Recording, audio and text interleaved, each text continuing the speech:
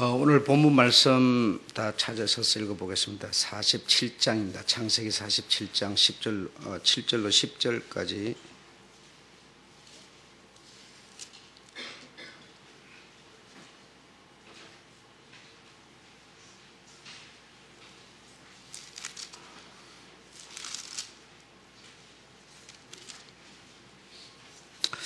(7절로 10절까지) 다 같이 읽겠습니다. 시작. 요셉이 자기 아비 야곱을 인도하여 바로 앞에 서게 하니 야곱이 바로에게 축복하며 바로가 야곱에게 묻되 내 연세가 얼마뇨? 야곱이 바로에게 고하되 내 나그네 길의 세월이 130년이니이다. 나의 연세가 얼마 되지 못하니 우리 조상의 나그네 길의 세월에 미치지 못하냐? 험악한 세월을 보내었나이다 하고 야곱이 바로에게 축복하고 그 앞에서 나오니라. 아멘.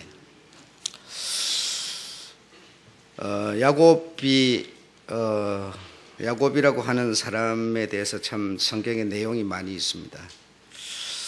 이 야곱이 참 험악한 세월을 살았습니다.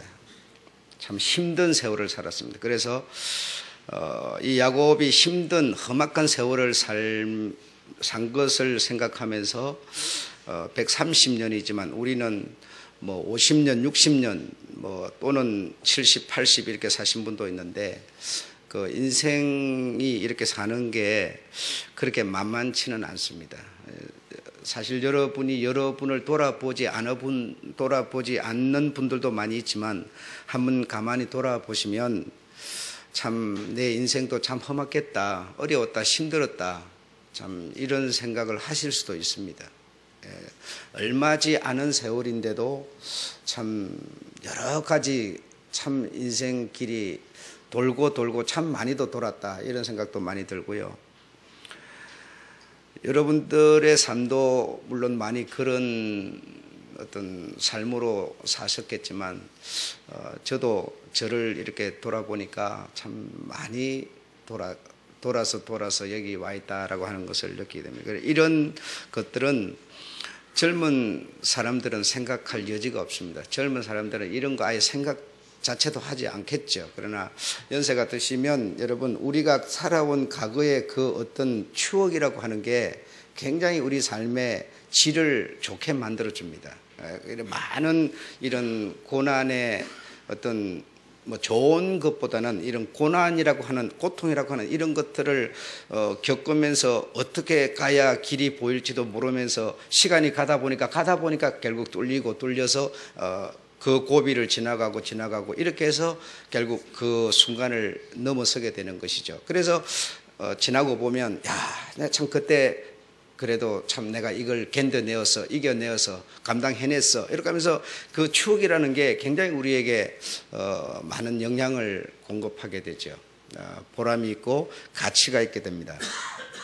그래서 이 야곱이라고 하는 사람이 130년 이제 마지막의 고백이 내 조상 아비의 그 길에는 미치지 못하지만은 그러나 130년을 내가 이렇게 살고 참 험악한 세월을 살았습니다라고 고백을 하고 있습니다. 그래서 참 얼마나 힘들었을까 가만히 내가 이렇게 생각을 해볼 때 그분의 전기가 굉장히 많습니다. 가만히 이렇게 하나하나 볼 때 참 힘들었겠구나, 참 정말 어려운 길을 걸었네, 이런 생각을 제가 하게 되었습니다. 이렇게 하게 된 것이 원인이 있습니다. 원인이 있는데 그 원인이 혹시 무엇인지 아십니까? 원인은 나쁜 짓을 해서 그렇습니다. 다시 말하면 거짓말을 했고 사기를 쳤기 때문에 그렇습니다. 그러니까 사기를 쳤기 때문에, 그 사기 친 것 때문에 부모와 살지 못하고 부모 곁을 떠날 수밖에 없었던 겁니다. 형의 눈을 피해야 했고 형의 위험에서 벗어나야 됐고, 그러다 보니까 저 동쪽에 살고 있는 외삼촌 집까지 피신을 해갖고 살 수밖에 없었습니다. 두 번을 나쁜 짓을 하게 됐는데, 한 번은 밖에서 일하고 돌아오는 형에게 그 허기지고 배고파서 이 허기진 형에게 집에서 있으면서 팥죽 잘 만들어 놨다가 그거 줄 테니까 당신이 가진 그 장자라고 하는 그 명분을 내게 파십시오. 그러니까 그렇게 해서 팔리는 거라고는 생각도 안 했겠죠. 그래서 그냥 그러자 하면서 그만 이렇게 한번 속였고, 또 한 번은 온 몸에다가 형님 같은 그런 털을 붙여가지고 형님의 그 받을 복을 몽창 의미하고 공모를 해가지고 다 받아버렸습니다. 그래서 형님이 얼마나 분해하고 고통스러워하면서 그 어떤 위험을 피해서 외삼촌 집으로 가서 살면서부터 이제 그에게 고난이라는 것이 다가오기 시작하는데, 그 세월이 130년의 세월인데 얼마나 고통스러워요. 그때 야곱의 나이는 우리처럼 장성한 나이도 아니고, 성경의 연대를 계산을 해보니까 기껏 15세 미만이거나 15세 정도 되었습니다. 그래서 15세 된 아이가 뭘 알겠습니까? 그런 아이의 수준이 형의 얼굴을 피해서 피신을 가가지고, 그때부터 당신에게 다가오는 말할 수 없는 고통, 고난, 아픔, 속임, 말할 수 없이 정말 이 험한 인생길을 살았던 것이죠. 그래서 여러분, 이렇게 인간적으로 생각하면 그 나쁜 짓을 했기 때문에 벌 받은 거야, 이렇게 여러분이 생각할 수도 있고, 그 하나님의 뜻이니까 그랬을 수도 있어. 그럼 어느 게 답인가를 생각하지 말고, 그런 상황 가운데서 살아남기 위해서 수고하고 노력한 야곱을 우리는 좋아할 수밖에 없는 거예요.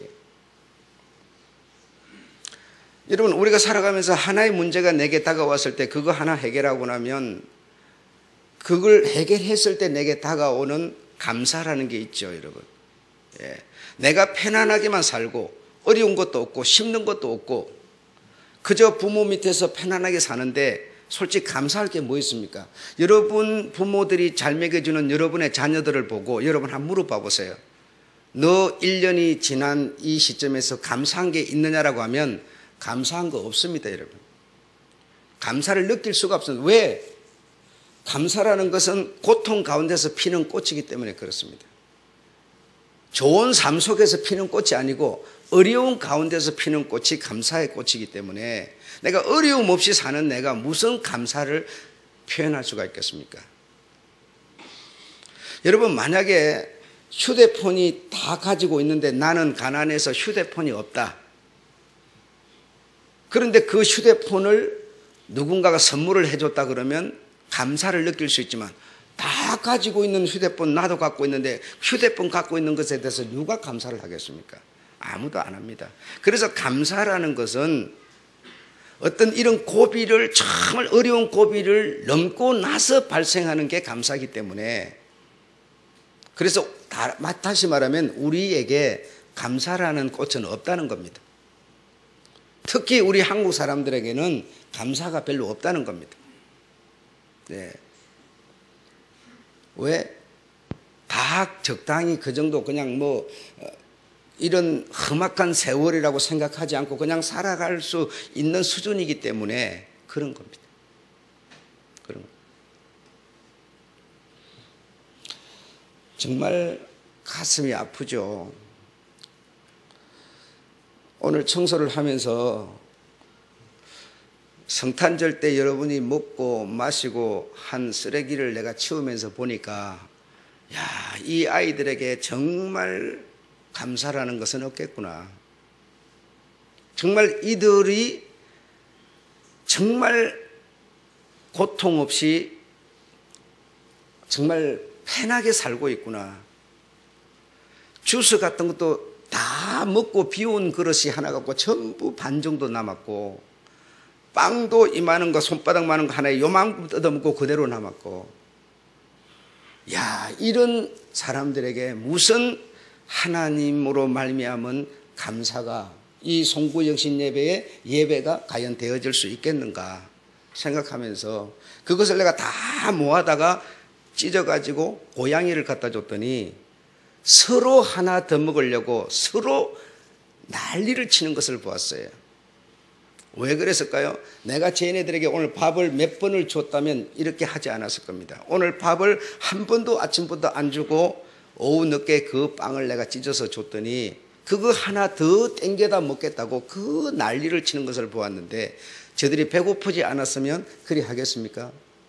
이것처럼 감사라고 하는 것은 이 험악한 세월을 어떤 아픔을 사는 사람들이 말할 수 있는 것이지 편한 사람은 여러분 감사라는 단어는 쓸 수가 없습니다.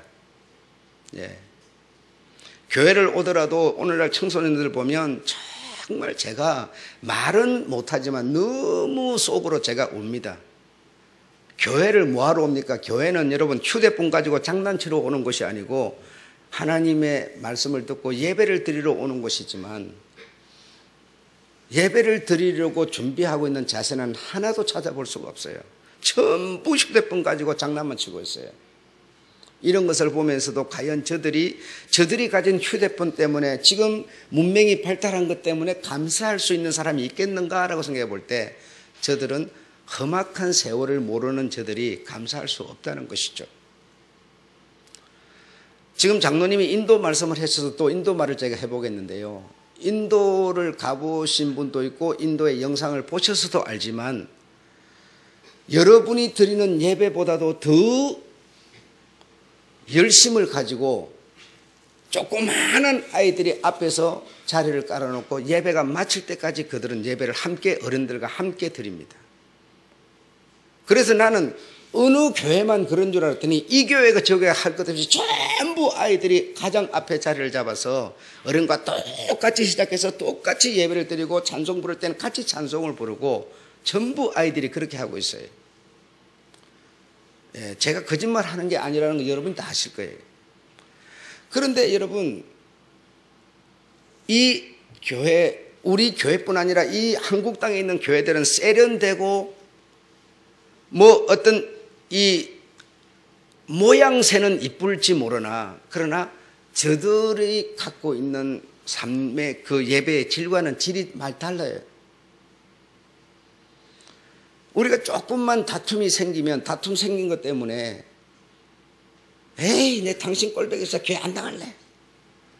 그런 사람이 여러분 무슨 감사 하나님이 찾아갈 수 있는 부속물을 뭘 하나 우리가 내놓을 수 있겠습니까? 아무것도 내놓을 게 없습니다.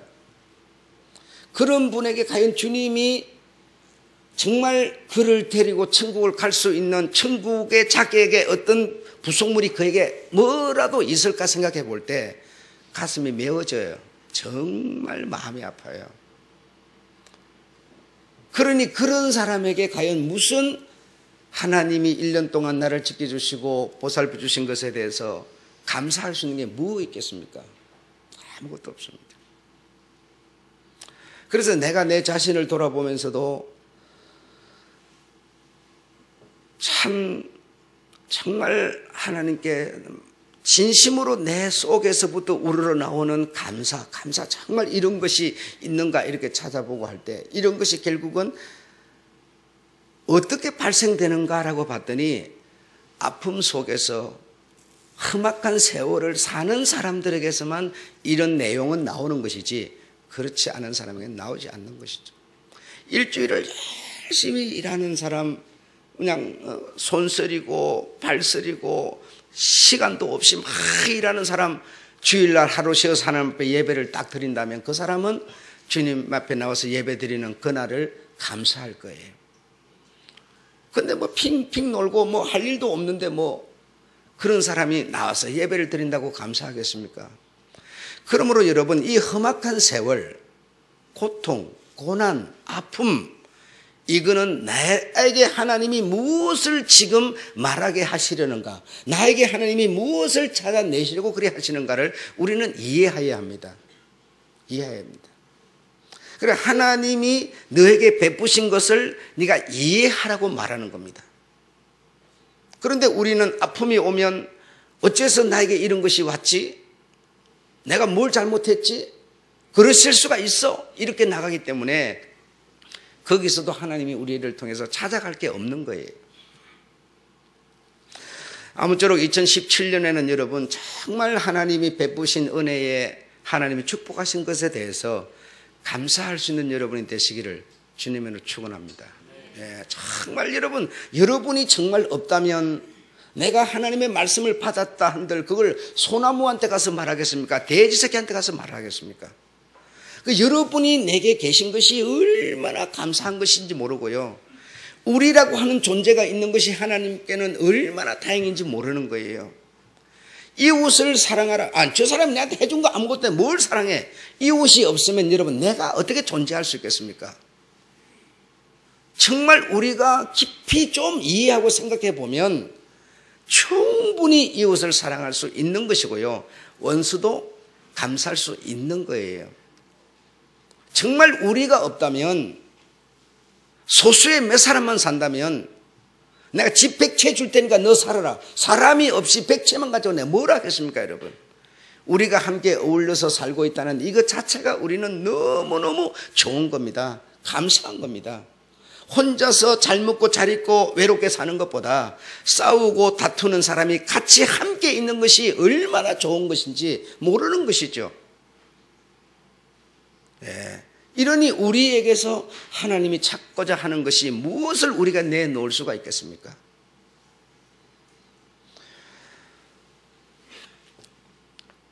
이분이 한 15세에 그렇게 도망을 가가지고 130년이 되도록 긴 세월 동안 얼마나 여러 가지 일들이 많았는지 여러분 너무나 잘 아시죠? 너무나 많지만 그 많은 거 내가 얘기하고 싶지 않습니다. 그러나 단 한 가지 또는 두 가지 제가 얘기를 해본다면 자식이 12명입니다. 자식이 12명인데 여러분 우리가 자식 하나 둘 3명 낳았더라. 그 자식 하나 키우는데 돈 몇 억씩 든다는데 둘에서 셋 하나 더 낳는 것도 그걸 내가 어떻게 감당하라고. 내가 아내를 통해서 자식을 가졌더라도 이걸 내가 어떻게 먹여 살려, 어떻게 내가 이 아이를 키워. 그러면서 버려버리기도 하고 고아원에 보내버리기도 하고 남의 집 앞에 갖다 놓기도 하고 이렇게 하는 우리들인데 자기의 뜻도 아니고 자기가 원했던 것도 아니고 아내를 넷을 얻으려고 했던 것도 아니고 사랑하는 아내 하나 얻어갖고 그냥 소박하게 살고 싶었어요. 그런데 전부 타의에 의해 가지고 아내도 4명이나 돼버렸고 이 아내가 저 아내가 막 아이를 낳아갖고 12명이 만들어져 버렸으니 어떻게 그 아이를 키울 수가 있겠습니까? 자기 재산이라고는 아무것도 없는데 빈손으로 도망가가지고 외삼촌 집에 얹혀서 살고 있는데 얼마나 아내가 넷이 들에 가서 일하고 들어오면 자기 방에 들어오게 만들려고 아내가 눈에 불을 켜갖고 서로 들어오게 만들려고 이렇게 하니 얼마나 야곱이 고단했겠습니까? 그런데 야곱은 이 아이 12명을 하나도 잃어버리지 않고 12명을 잘 키워냈습니다. 잘 키워내서 부모 말 잘 들으면 좋은데 부모 말 잘 들으면 자식놈들이 전부 자기의 어떤 개성이 강해가지고 아버지의 아내까지도 넘보는 자식이 있을 만큼 얼마나 이런저런 고통을 살았는지 모릅니다. 정말 대추나무 연 걸린 것 같은 것이죠. 얼마나 어렵게 살았겠어. 한번 생각해 보십시오. 우리는 1명, 2명 키우는 것도 보통 일이 아닌데 그렇게 아이를 키우고 아내와 함께 또 눈 밖에 나서 도주하고 도망하고 또 자식놈들 잘못 때문에 말할 수 없는 눈물을 흘리고 이런저런 우여곡절을 이렇게 많이 겪으면서 그가 자식 하나 그저 잃어버렸는가 생각했더니 잃어버린 것이 아니라 애굽에 내려가서 잘 떼갖고 있는 자식 또 만나게 되어서 그곳에 가서 오늘 이 본문의 내용으로 자신의 그 험악한 세월 살아온 것을 지금 고백하고 있는 것이죠. 네. 그래서 이런 고백들이 얼마나 어렵게 살았기 때문에 남을 축복하고 자기가 축복의 어떤 현실적으로 고통이 이것이 어떤 저주였다면 이렇게 험악한 세월 살아온 것이 무슨 자랑거리가 된다고 그걸 말할 수가 있겠습니까? 말할 수 없지만, 그러나 이 험악한 세월 살아오는 이 부분에는 하나님이 보살피는 손길이 다 스며들어 있어서 그 손길로 인해서 내가 오늘 이 시간까지 이렇게 살 수 있었던 것이고 보호를 받았던 것이고, 또 내가 너에게도 이런 축복을 할 수도 있는 것이고, 이런 자신에게 다가온 이런 정말 험악한 세월의 고통을 고통이라 생각하지 않고, 그런 고통이었기 때문에 나는 나를 보살펴 주신 하나님께 감사할 수 있다고 하는 이런 마음의 자세였으니, 오늘 제가 여러분에게 말하고 싶은 것은 우리가 세상을 살아가면서 힘들고 어려운 이것이 슬픈 문제가 아니라 이것을 통해서 오히려 우리에게 찾으시려는 하나님의 손길이 있다는 것을 우리가 이해해야 한다는 겁니다. 이것을 이해하지 못하면 그저 잘해주기만 하면 좋아하고 잘해주지 않으면 원망만 하는 이런 상태라면 우리가 어떻게 하나님을 이해하고 하나님의 삶을 따라서 우리가 살아갈 수가 있겠습니까?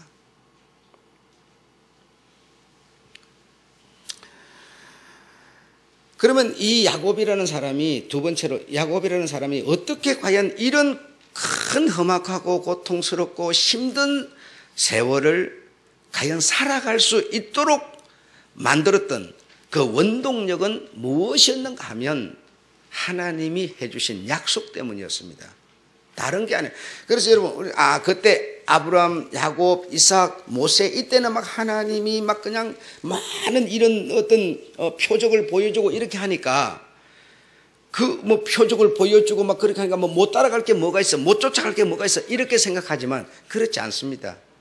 이때 사람들은 어떻게 살았는가 하면 보이지 않는 하나님을 보이는 분 같이 여겼다라고 말합니다. 그러니까 지금이나 그때나 다르지 않고 똑같다는 얘기죠. 전부 문제는 내게 있었다는 얘기예요. 하나님이 계속 이렇게 잘 보여주니까 그냥 쭉 따라간 게 아니라 보이지 않는 하나님을 보는 것 같이 여겼다는 겁니다. 그래, 그걸 갖다가 하나님은 뭐요? 의로 여겼다고 말씀하시는 거죠. 지금도 마찬가지입니다. 여러분, 어려운 어떤 삶이 내게 오면 이 삶을 여러분 어쨌든 우리는 해결했기 때문에 한 명도 작년에 돌아가신 분 없이 17년을 지금 맞는 거 아닙니까? 문제가 왔을 때 그것 때문에 꼬꾸라져가고 죽었습니까? 안 죽고 어쨌든 넘어섰지 않습니까? 오늘에 온 거 아닙니까? 그러면 여기 오도록 내 눈에 손에 잡히지 않았지만 보는 것 같이 하나님이 나를 응원하는 것, 나에게 어떤 그 고난 가운데서 나에게 막 응원을 하는 것 같은, 보는 것 같이 여겨서 오늘에 여기 와 있다라고 생각하신다면 우리를 주님은 뭐라고 그러시겠습니까? 내가 너를 의로 여기노라고 말씀하시겠죠. 의로 여기노라고. 하나님이 내 눈에 맨날 보인다면 누가 그를 믿겠습니까? 믿음을 의로 여기신다고 했는데 보이지 않는 분을 보는 것 같이 하여 그때 사람들은 그 아픔을, 고통, 고난을 딛고 나아갔다는 얘기죠. 예, 무엇을 목표하여? 약속을 목표하여. 그 약속을 목표하여. 그 약속이 무엇이었습니까? 땅이었습니다, 여러분. 아브라함에게도, 아브라함의 자식 이삭에게도, 이삭의 자식 야곱에게도 무엇입니까? 약속은 땅이었는데 그 땅은 뭡니까? 가나안 땅이었습니다. 내가 이 땅을 내게 주리라. 저기 가 있더라도 네가 돌아오게 만들어서 이 땅으로 들어가게 하리라. 또 이 땅이었는데 이 땅의 구심점은 무엇이었습니까? 예루살렘 성 땅이었습니다.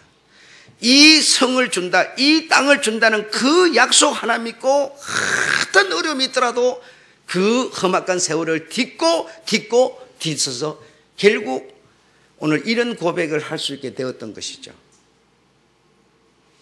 그러므로 나에게 이런 힘든 상황이 오는 것은 결국 나에게 유익하게 될 수밖에 없도록 하는 하나님의 손길임을 우리가 이해해야 합니다. 이해해야 합니다.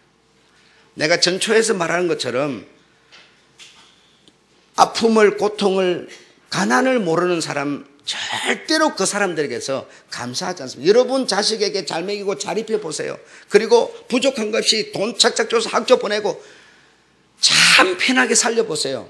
그 아이들 죽을 때까지 부모에 대한 감사 없습니다. 감사할 이유가 없습니다. 감사는 고통 속에서 피는 꽃이기 때문에 그렇습니다. 예. 물론 부모가 시켜서 입으로 감사라고 말은 할지 모르나 그러나 마음에서 우러나오는 감사는 없는 겁니다. 그러므로 고난이 오히려 내게 더 유익한 것이다라고 하는 것, 나를 만드는 것이고 나를 키우는 것이고 나를 관리해가는 하나님의 방법이 이런 세월들을 통해서 우리를 관리해가는 것이죠. 객지에 나가서 여러분 국제 고아가 될 수 있는 그런 상황이 발생했다고 생각해 보십시오. 거기서 내가 해결돼 가지고 가족이 있는 품으로 돌아왔다고 생각해 보십시오.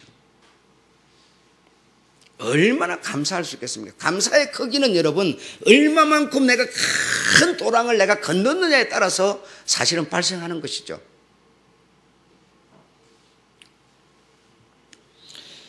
중국 선교라고 하는 것을 한국에서 거의 말을 담지 않을 때, 중국 선교, 이 근래에 와가지고 막 이런 말이 나왔는데 그런 말이 나오기 전에 지금으로부터 한 30년 전에 가방에다가 설교 테이프를 잔뜩 담아가지고 중국 공항을 들어가다가 확 그들이 가방, 자크를 확 여는 바람에 쫙 다 쏟아졌어요. 테이프가 다 쏟아졌어요. 촥 벌려보니까 성경이 나왔어요. 찬송이 나왔어요. 거기서 그 사람들에게 붙들려 가지고 이런 것을 가지고 들어오는 사람을 붙들어 가지고 감금을 시켜놓고 거기서 하나님이 보호하고 지키셔서 건져내 주는 그런 경험을 제가 했을 때 얼마나 하나님께 감사하고 시리아에서 요르단 국경을 넘어가다가 그 국경에서 스탬프를 잘못 찍었다고 걸렸어요. 참 말이 통합니까? 뭐합니까? 도무지 앞길이 깜깜한 겁니다.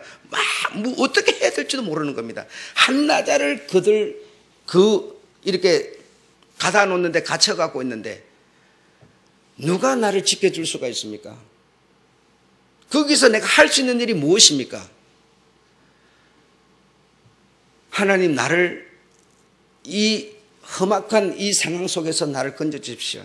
나는 요르단을 건너서 이라크를 들어가야 되는데 여기서 걸려버리면 어찌하라는 그런 상황에서 여러분 하나님이 그렇다고 뭘 어떻게 눈에 보이게 이렇게 뭘 했습니까? 그러나 그렇지 않고 어쨌든 한국 대사관으로 연락해가지고 어떻게 이렇게 만들어가지고 길을 뚫어서 결국 목적지를 가게 만들고 목적지를 갔더니 좋은 일만 있습니까? 호랑이 만나가고 병신됐어요. 하나도 인생길을 돌아볼 때 형통하고 편안한 삶이 없었어요. 이런 삶을 다 고통을 딛고 넘어온 그 이면에는 하나님의 손길이 계셨던 겁니다. 내 눈에 보이지 않지만 보는 것 같이 여겨서 내 상황이 지금 이런 상황에 빠졌습니다. 나를 지켜주실 분은, 나를 보호해 주실 분은 주님밖에 없습니다. 우리가 쉬는 시간, 노는 날 만나면 친구들하고 모여서 노는 것에 정신이 팔리지 정말 이 쉬는 시간에 내가 주님을 위해서 무엇을 내가 할 수 있을 것인가? 주님을 위해서 내가 무엇을 묵상할 것인가? 이런 거 우리에게 없습니다. 없으면 나에게 생기지 않는 것은 감사할 수 없는 겁니다. 이건 방법이 없습니다, 여러분. 이런 하나님의 은혜요, 하나님께 대한 감사는 고통 속에서만 피어나는 꽃이기 때문에 그렇습니다. 편안한 거, 부유한 거, 나쁜 것은 아니지만 그것을 가지고 하나님을 찾을 수는 없습니다. 내일이 주일입니다, 여러분. 또 내일이죠. 오늘 예배드리고 내일 몇 시간 자면 여러분 또 나오셔야 돼요. 또 예배드려야 돼요. 그 예배에서 하나님이 내게 일러준 기가 막힌 얘기를 할 겁니다. 지금까지 들어보지 못한 우리가 가는 신앙의 길과 너무나 길이 다른 얘기를 할 겁니다. 하나님께서는 때가 다 되셔서 자꾸만 길을 열고 계십니다. 성경을 열고 계십니다. 우리의 그릇되고 잘못된 신앙관을 자꾸만 바꾸기를 원하고 계십니다. 네. 교정되지 않으면 내게서 하나님이 찾아낼 게 없기 때문이에요, 여러분. 그런데 이 사람들은 원동력이 뭐라고요? 약속이라고 그랬죠. 약속 때문에 이들은 이 보이지 않는 하나님을 보는 것 같이 하면서 갈 수가 있었던 것이고, 그런데 이 약속의 땅 예루살렘 성이라고 하는 것은 오늘 이 복음이라고 하는 신약 성경이 열리고 나서는 땅이 아니고 어떻게 바뀌었는가 하면 천국이라고 하는 것으로 바뀌었습니다. 천국이라는 것으로. 그래서 첫 번째로 계시록 21장 2절에 보면 거룩한 성 새 예루살렘이 하늘에서 내려오는데, 이 거룩한 성 새 예루살렘은 어떤 수준인고 했더니 신부가 신랑을 위해서 단장한 것 같더라 그랬어요. 이 성 새 예루살렘이라는 것은 이스라엘의 예루살렘을 말하는 게 아닙니다. 하나님의 나라, 오늘날 복음을 듣는 우리들이 목표하고 약속을 믿는 이 약속을 말하는 겁니다.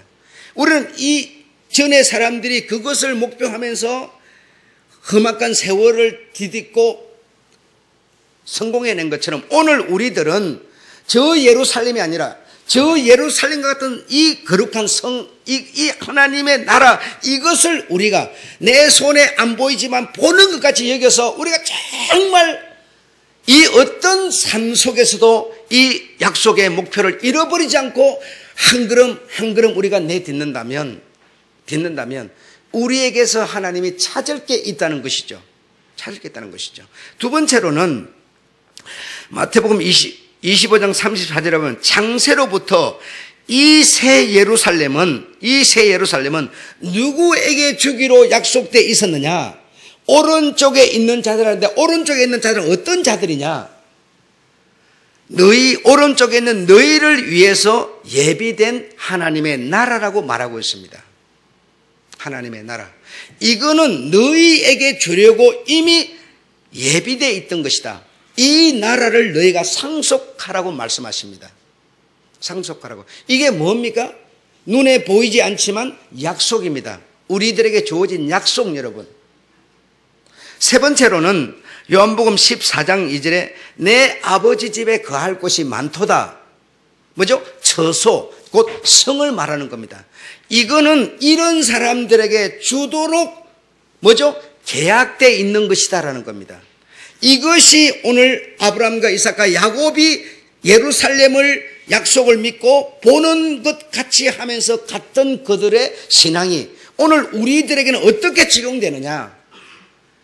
이스라엘의 예루살렘이 아니라 하나님의 나라, 처소, 성, 새 거룩한 예루살렘, 이것을 목표하여 우리가 너희에게 주기로 너희가 상속받도록 약속 계약되어 있는 것이다. 이것을 오늘 우리가 믿고 보이지 않는 하나님을 보는 것 같이 여겨서 우리가 한 걸음 한 걸음 디뎌서 그 목적을 우리가 달성해낸다면 이분같이 나이를 많이 살지는 못할지 모르나, 그러나 내가 70을 살고 내가 죽더라도 내가 뭐라고 유언할, 내가 험악한 세월을 살았노라. 그러나 험악한 세월을 이길 수 있는 원동력은 무엇이었느냐? 성을 바라봤노라라고 말할 수밖에 더 있겠습니까, 여러분? 우리의 신앙은 여기에 있는 겁니다. 이 땅에서 돈, 부요, 이런 것들을 피하라. 하나님의 사람아, 너 이 돈을 패라. 이거는 일만하게 뿌리를 낳는 것으로서 모든 사람을 오염시키는 것이니라. 영생을 취하라. 거룩함을 취하라. 하나님의 그 뜻을 쫓아라 하면서 하나님의 사람인 우리는 목표를 분명히 잡으셔야 됩니다.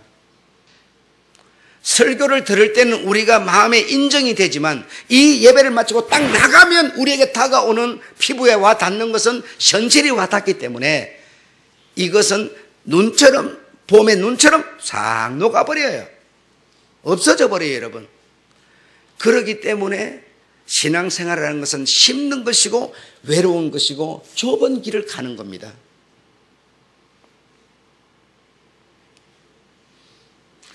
여러분에게 정말 인간적으로 어려운 문제가 와 있거든. 그 어려운 문제가 속히 없어지기를 바라는 것도 중요하지만 그 어려운 문제 때문에 내가 정말 하나님께 진심으로 내놓을 수 있는 감사를 정말 표현할 수 있다면 그 어려운 문제는 어려움이 아닙니다.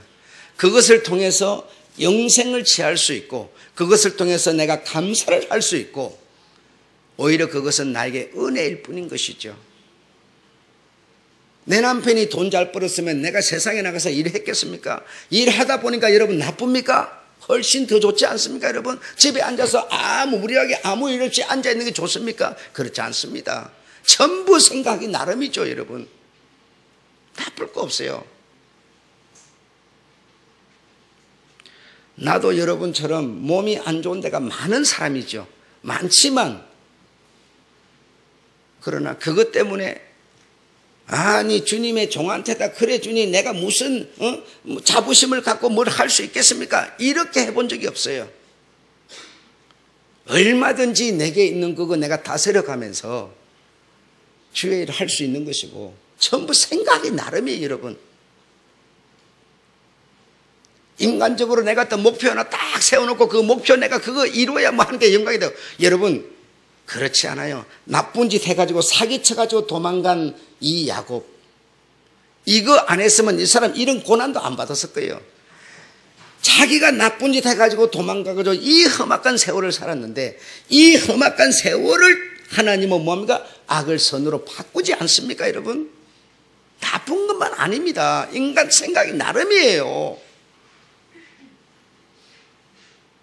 그 목표 안 이루어지면 뭐 하나님이 나와 함께 안 하는 것 같이 생각하는 사람 얼마나 많습니까 여러분? 그게 하나님의 뜻이라고 누가 말한 적이 있습니까? 전부 지멋지가 생각, 지 중심이죠.